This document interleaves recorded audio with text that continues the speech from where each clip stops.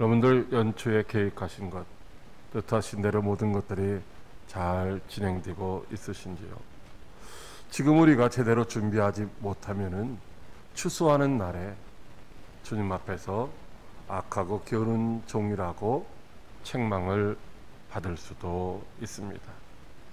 물론 코로나19의 상황 때문에 우리가 활동하기가 녹록하지 않지만 그래도 우리는 여전히 전도자의 신분으로 살아가야 하기 때문에 전도자의 사명을 잘 감당하는 그런 성도들이 되시기를 바랍니다. 우리를 구원하시는 하나님의 능력인 십자가를 오늘도 든든히 붙잡고 그 십자가의 복음을 전하는 현장에서 주님의 도우심 가운데 늘 승리의 개가를 불러서 하나님 앞에 영광을 돌릴 수 있는 저와 여러분들이 되시기를 주님의 이름으로 축복합니다. 오늘 본문 말씀을 살펴보기 전에 먼저 고린도 교회의 배경을 살펴보도록 하겠습니다. 고린도라고 하는 이 도시는 항구 도시입니다. 그리스의 가장 끝쪽에 자리 잡고 있는 항구 도시인데 이 고린도라고 하는 도시에는요 바로 그 큰 항구가 두 개가 있습니다. 두 개. 그래서 더욱더 많은 그런 무역을 이제 진행하면서 물질적인 풍요를 누리며 또 거기에는 많은 철학과 학문이 발달해서 이제 유명한 철학자들이 많이 나온 곳이죠. 그럼에도 불구하고 이 고린도라고 하는 도시는 성적으로는 문란하고 많은 우상을 섬기는, 종교적으로는 혼합주의를 이루고 있는 그런 도시입니다. 고린도는 바울의 2차 전도 여행 중에 바울에 의해서 이제 세워진 교회입니다. 이 고린도 교회는 바울이 얼마나 많은 애착을 가지고 있었는지 자그마치 계속해서 어떤 곳에서는 뭐 3주, 어떤 곳에서는 그보다 못하게 잠깐 들려서 지나갔지만은 이 고린도에서는 자그마치 1년 6개월 동안이나 머물면서 복음을 전했던 그런 특별한 애착을 갖는 그런 교회였습니다. 그러나 바울이 떠난 이후 고린도 교회는 표적과 은사를 중요시하는 유대인들과 지식과 논리를 중요시하는 헬라인들로 이렇게 두 파가 갈라져서 서로가 시기하고 미워하고 헐뜯고 그렇게 다투었죠. 후에는 아볼로라고 하는 사람과 베드로의 영향을 받은 사람들이 각각 또 나타나서 베드로파, 아볼로파, 바울파, 그리스도파 이렇게 더 많이 이제 파가 갈라져 가지고 서로 시기하며 다투고 미워하는 그런 교회가 되고 말았습니다. 여러분, 교회는 이 세상에 딱 하나밖에 없습니다.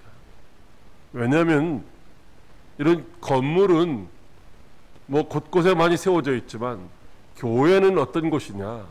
교회는 주님을 머리로 삼고 이제 주님께 순종하고 복종하는 자들이 모여서 주님의 몸을 이루고 있는, 이제 주님의 몸된 지체를 이루고 있는 그 공동체가 교회이기 때문에 이 세상에 교회는 딱 하나밖에 없다는 것입니다. 그런데 고린도 교회, 특별히 바울이 마음을 다하고 몸을 다하고 수고를 아끼지 않았던 그런 애착을 가진 고린도 교회가 이제 여러 가지 문제가 있다는 그런 소식을 바울이 3차 전도 여행 중 에베소에 머물 때에 듣게 되었던 것입니다.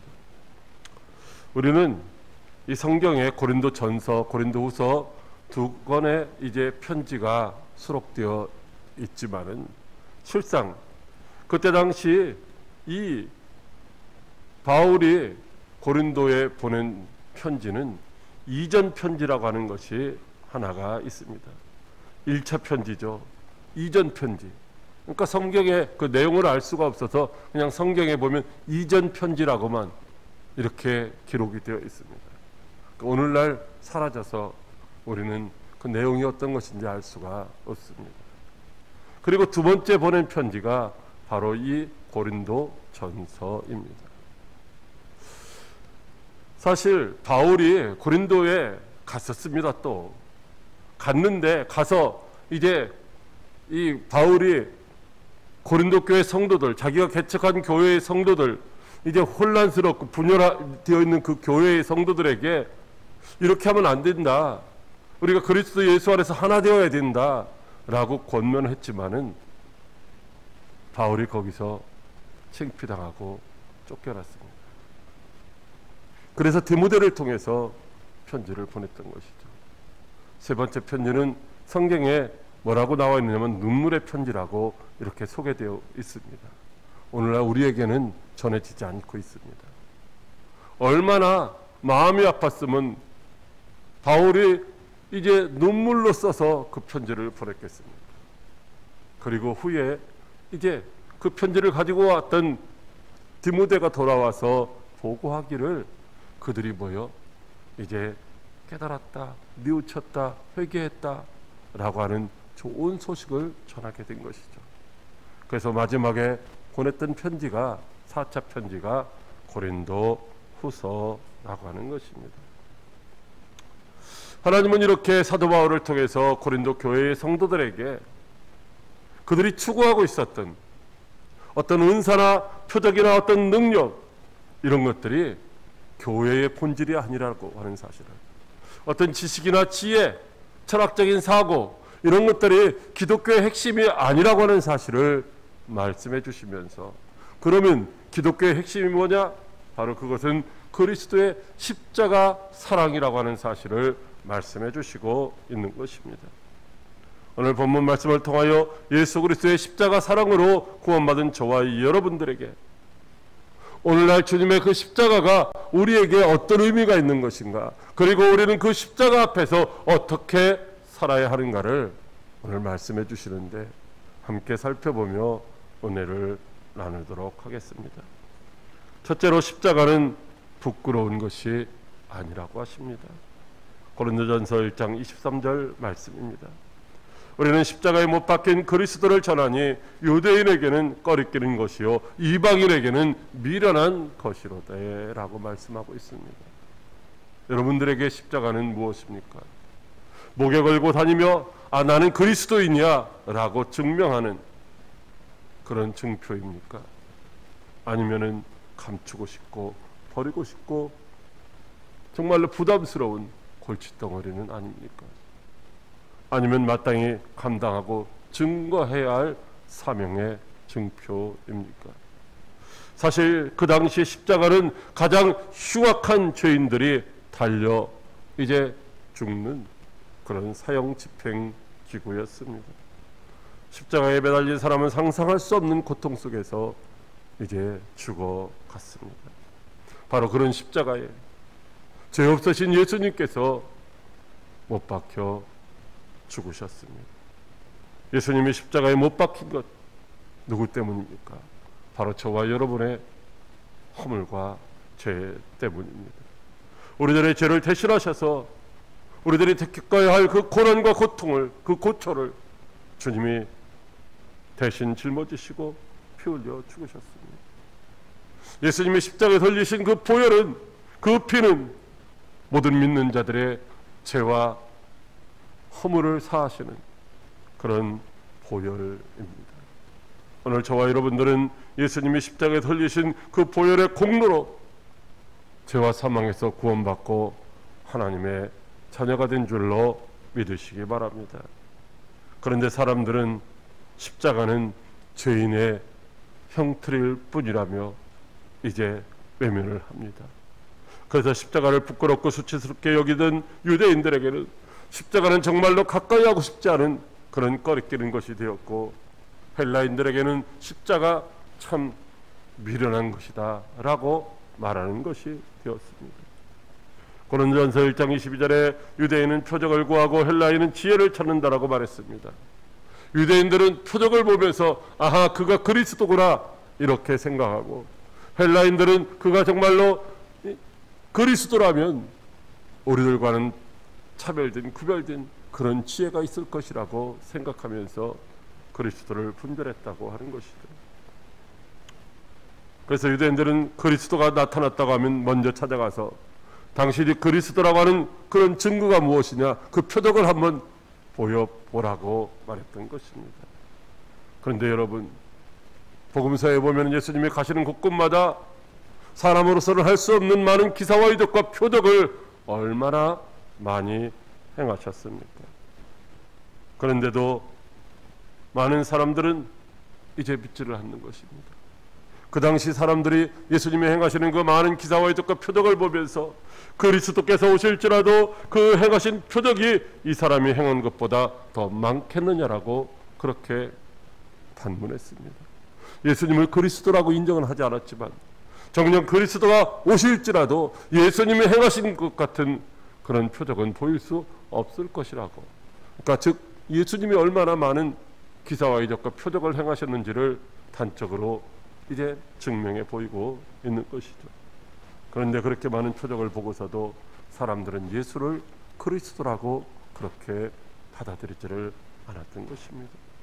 그래서 예수님은 마태복음 39절에서 악하고 음란한 세대가 표적을 구하나 선지자 요나의 표적밖에는 보일 표적이 없느니라고 말씀하시고 있습니다. 이 말씀은 요나가 밤낮 3일 동안 물고기 뱃속에 있었던 것처럼 예수님께서도 십자가에 달려 죽으시고 장사된 지 3일 만에 다시 부활하실 것을 말씀하신 것입니다. 그럼에도 불구하고 예수님이 십자가에 못 박히셨을 때에 사람들은 대제사장들과 서기관들과 장로들과 십자가에 못 박힌 강도들과 함께 예수님을 희롱하며 이스라엘의 왕이여 지금 십자가에서 내려오라, 그리하면 우리가 믿겠노라고 그렇게 비방하였던 것입니다. 자기들을 위해서, 자신들을 위해서 십자가에 못 박히신 예수님을 믿지 않으냐 하면서 십자가에서 내려와야만 그리스도임을 믿겠다고 희롱하고 있었던 것입니다. 여러분, 예수님이 십자가에서 내려오실 수가 없어서 못 내려오셨을까요? 그렇지 않은 것입니다. 예수님이 십자가를 짊어지셔야만, 십자가에서 물과 피를 다 쏟으시고 죽으셔야만 저와 여러분들의 죄값을 치르시는 것이기 때문에 그런 비난과 비방 가운데서도 조롱과 멸시 가운데서도 묵묵히 참으시고 십자가를 짊어지셨던 것입니다. 이와 같이 유대인들은 표적을 구하면서도 표적을 보고서도 정녕 믿지를 않았습니다. 그것은 그들 마음속에 십자가를 꺼리는 그런 선입견적인 어리석음이 있었기 때문입니다. 헬라인들도 마찬가지입니다. 그들은 철학자들로 지혜를 찾았습니다. 지식적으로 만족을 주는 것만 이해하고 받아들이려고 하였습니다. 그래서 이성적인 증거를 항상 요구하였습니다. 이성적으로 이해할 수 없는 것, 그것은 받아들이지를 않았던 것입니다. 그러므로 십자가의 형벌은 당시 가장 비천한 죄인들이 받는 것으로 인식했기 때문에 십자가에 달린 그리스도를 그들은 이해할 수 없었던 것입니다. 세상적으로는 지혜롭고 지식이 있다고 말하지만 하나님의 하시는 그 일은 이해하지 못했던 것입니다. 하나님이 어떻게 육신으로 오실 수가 있느냐, 이성적으로 이해가 되지 않는 일이죠. 그래서 그들은 받아들이지 않은 것입니다. 그래서 십자가를 바라보며 참 미련한 자들, 참 어리석은 자들, 이렇게 판단하고 정죄하였던 것입니다. 이와 같이 유대인이나 헬라인이나 모두 예수 그리스도의 십자가를 미련하고 수치스러운 것으로 여기며 멀리 하였습니다. 여러분들에게 있어서 십자가는 과연 무엇입니까? 십자가 없는 부활은 있을 수가 없습니다. 십자가의 고난이 없이는 부활의 영광도 우리에게 주어지지 않는다는 것이죠. 주님은 오늘도 우리에게 자기 십자가를 짊어지고 나를 따라오라고 말씀하시고 있습니다. 여러분, 우리에게 주어진 십자가를 짊어지지 아니하면은 결단코 주님을 따라갈 수 없다는 것입니다. 이 십자가는 결코 부끄러운 것도 아닙니다. 이 십자가는 결코 미련한 것도 아닙니다. 그러므로 주님이 맡기신 자기 십자가를 짊어지고 오늘도 뚜벅뚜벅 비록 힘들고 어렵지만 천국을 바라보며 소망 중에 인내하며 주님을 따라갈 수 있는 저와 여러분들이 다 되시기를 주님의 이름으로 축복합니다. 둘째로 십자가의 도가 하나님의 능력이라고 하십니다. 고린도전서 1장 18절 말씀입니다. 십자가의 도가 멸망하는 자들에게는 미련한 것이요 구원을 받는 우리에게는 하나님의 능력이라. 아멘. 십자가의 도가 멸망하는 자들에게 미련하게 보이고 지혜의 말을 잘하는 헬라인들에게는 미련한 것으로 보일 수 있었지만, 사랑하는 성도 여러분, 그러나 오늘 구원을 받은 저와 여러분들에게 있어서 이 십자가는 바로 하나님의 능력인 줄로 믿으시기 바랍니다. 사람들은 어떻게 십자가가 자기 자신들을 구원할 수 있겠느냐? 예수님도 자기 자신도 구원하지 못한 그 십자가에 못 박혀 죽으셨는데 어떻게 십자가를 통해서 구원을 받을 수 있느냐라고 비난하고 조롱하고 멸시하지만, 그러나 우리에게는 바로 그 십자가가 우리의 구원을 이루는 하나님의 능력인 줄로 믿으시기 바랍니다. 여러분, 십자가 없이는 우리에게 구원도 영생도 천국도 주어질 수가 없습니다. 십자가는 내려놓고 그냥 구원받고 영생 얻고 천국 좋은 것만 차지하려고 하면은 절대로 이룰 수가 없다는 것이죠. 오직 십자가 대속의 은혜를 통해서만 우리는 제사함을 받게 되고, 오직 이 십자가 대속의 은혜를 통해서만 우리의 옛사람, 죄와 허물로 죽었던 우리의 옛사람을 거기에 못 박고 이제 새 사람으로 새 생명을 가지고 살아갈 수 있는 줄로 믿으시기 바랍니다. 오늘 우리가 담대하게 하나님을 아버지라 부르며 하나님 앞에 나아갈 수 있는 유일한 길은 예수 그리스도의 십자가를 통해서만 나아갈 수 있는 것입니다. 예수 그리스도의 십자가를 통해서만 구원하시는 하나님의 능력이 우리 가운데 나타나는 줄로 믿으시기 바랍니다. 역시 이 순간에도 예수 그리스도의 십자가 그 능력을 통해서 구원하는 역사가 세계 만방에 곳곳에서 지금도 일어나고 있는 줄로 믿으시기 바랍니다. 로마서 1장 16절에 내가 복음을 부끄러워하지 아니하노니 이 복음은 모든 믿는 자에게 구원을 주시는 하나님의 능력이 됨이라.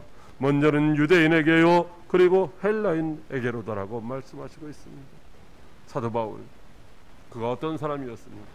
정말로 지식이 있고 학식이 있고 또 배경도 있고 권세도 있는 그런 능력 있는 사람이었죠.